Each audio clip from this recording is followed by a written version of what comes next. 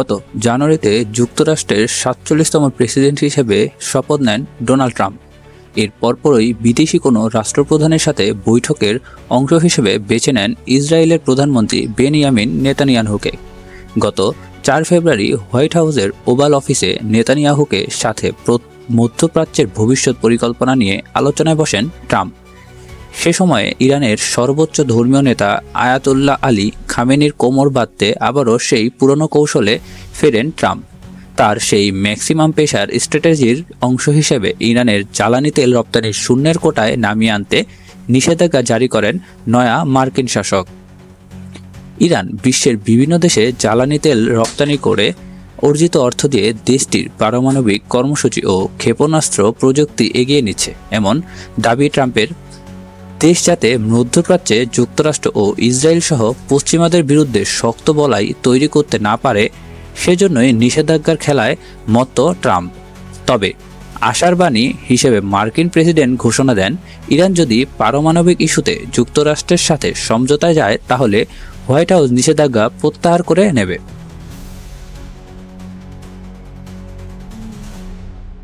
এদিকে আগামী অক্টোবরের মধ্যে পারমাণবিক ইস্যুতে ইরান যুক্তরাষ্ট্রের সাথে সমঝোতায় না গেলে ইসরায়েলের সহায়তায় মার্কিন প্রশাসন সেখানে হামলা চালাবে, এমন হুঁশিয়ারি এসেছে ইউরোপের একজন কূটনীতিকের মুখ থেকে। মূলত এর পরপরই ইসরায়েল ও ইরানের মাঝে আবারও বাধে নতুন করে উত্তেজনা। এদিকে ইরান অধ্যায় শেষ করার হুমকিও দিয়েছেন ইসরায়েলের প্রধানমন্ত্রী নেতানিয়াহুকে। এমন পরিস্থিতিতে ইসরায়েলের সম্ভাব্য আগ্রাসনের বিরুদ্ধে অপারেশন ট্রু প্রমিস 3 পরিচালনার ঘোষণা এসেছে।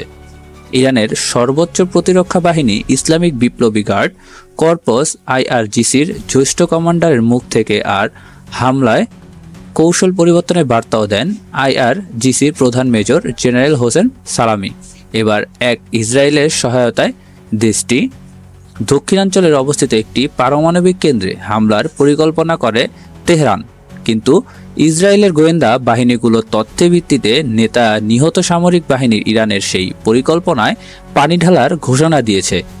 ইসরায়েলের গুপ্তচর বাহিনী লাহা 433 এবং দেশটির অভ্যন্তরীণ গোয়েন্দা বাহিনী সিনবেটের তথ্যের ভিত্তিতে ইসরায়েলের নাগরিক ও বিআর শেবা শহরের বাসিন্দা দুরুন বহুখোপ থেকে গ্রেপ্তার করে দেশটির আইনশৃঙ্খলা বাহিনী। তাদের দাবি, ইসরায়েলের ওই পারমাণবিক কেন্দ্রে অবাধ চলাফেরা ছিল। দুরুন বহুজিকে তিনি ইরানের হয়ে ইসরায়েলের গুপ্তচর ভিত্তির কাজে জড়িত ছিল বলেও অভিযোগ করে ইসরায়েলের পুলিশ। প্রায় 1000 মার্কিন ডলারের বিনিময়ে দেশটির দক্ষিণাঞ্চলীয় শহর তেমন আর পেরেস নেগেভ পারমাণবিক গবেষণা কেন্দ্রে হামলার পরিকল্পনা করে। ধরুন 2 মার্চ ইসরায়েলি নাগরিকের ছবি প্রকাশ করে এক প্রতিবেদনে বিষয়টি নিশ্চিত করে লন্ডন ভিত্তিক সাংবাদিক মাধ্যম ইরান ইন্টারন্যাশনাল। ইরানের সামরিক শক্তি প্রসঙ্গে প্রধানমন্ত্রী নেতানিয়াহুকে সতর্ক করে ইসরায়েলের ইন্টারপোলের সাবেক প্রধান ও the international institute for counter টেররিজমের গবেষক আসের বেন ওরজি বলেন, আমাদের দেশে ইরানি গোয়েন্দা তৎপরতা বৃদ্ধি পেয়েছে। তারা দুর্বল নয়, ইসরায়েলি নাগরিকদের জন্য বেশ কয়েকটি কমিশনে কাজ করছে। এর আগে গত বছরের এপ্রিল ও অক্টোবর ইসরায়েলের বিভিন্ন সামরিক ও পারমাণবিক স্থাপনা লক্ষ্য করে ড্রোন ও ক্ষেপণাস্ত্র হামলা চালায় ইরান।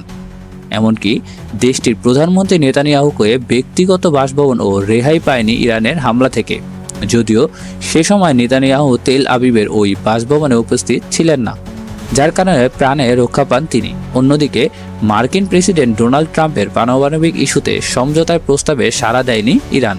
উল্টো মার্কিন প্রশাসনকে কঠোর হাতে দমন করার হুঁশিয়ারি এসেছে খামেনির মুখ থেকেই, যার ফলে আগামী অক্টোবরের পরের ইরান ও ইসরায়েলের মধ্যে আবারও সংঘাত সৃষ্টির শঙ্কা জানিয়েছেন সামরিক বিশ্লেষকরা।